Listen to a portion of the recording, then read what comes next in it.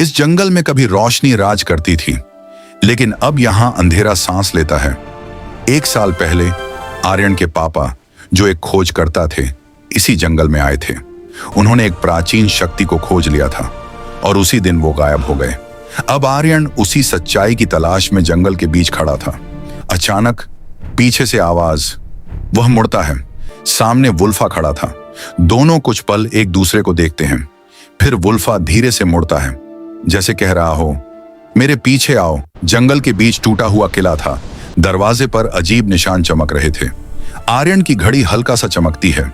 जैसे ही वह अंदर कदम रखता है, दरवाजा अपने आप बंद हो जाता है। अंधेरे में एक भारी आवाज गूंजती है, तुम आखिर आ ही गए। लाल आंखें अंधेरे से चमकती हैं। डार्क किंग हाथ उठाता है। हवा में एक होलोग्राम उभरता है। उसमें आर्यन के पापा दिखाई देते हैं। तुम्हारे पिता ने मुझे रोकने की कोशिश की, इसीलिए वो अब मेरी शक्ति का हिस्सा हैं। आर्यन की आंखों में आंसू आ जाते हैं। वुल्फा गुर्राता है। जमीन कांपने लगती है। आर्यन की घड़ी तेज चमकने लगती है।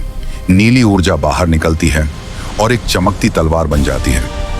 वो घड़ी सिर्फ याद नहीं थी, वो एक चाबी थी। डार्क किंग लाल ऊर्जा छोड़ता है। वुल्फा छलांग लगाता है। नीली और लाल शक्ति टकराती है। पूरा किला हिल जाता है। डार्क किंग आखिरी वार करता है। वुल्फा आर्यन के सामने आकर हमला झेल लेता है। वुल्फा जमीन पर गिर जाता है। आर्यन चिल्लाता है, नहीं! गुस्से और दर्द से उसकी शक्ति दोगुनी हो जाती है। वह पूरी ताकत से तलवार घुमाता है। एक विशाल नीली रोशनी फैलती है। डार्क किंग राख बन जाता है। सुबह की पहली किरण पड़ती है। वुल्फा धीरे धीरे रोशनी में बदलने लगता है। उसकी आंखों में शांति है।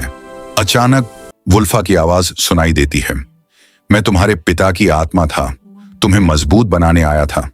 आर्यन स्तब्ध रह जाता है। वुल्फा रोशनी बनकर आसमान में विलीन हो जाता है। आर्यन अकेला नहीं था, अब उसके अंदर उसका साहस था। अंधेरा कितना भी गहरा हो, एक चिंगारी उसे खत्म कर सकती है।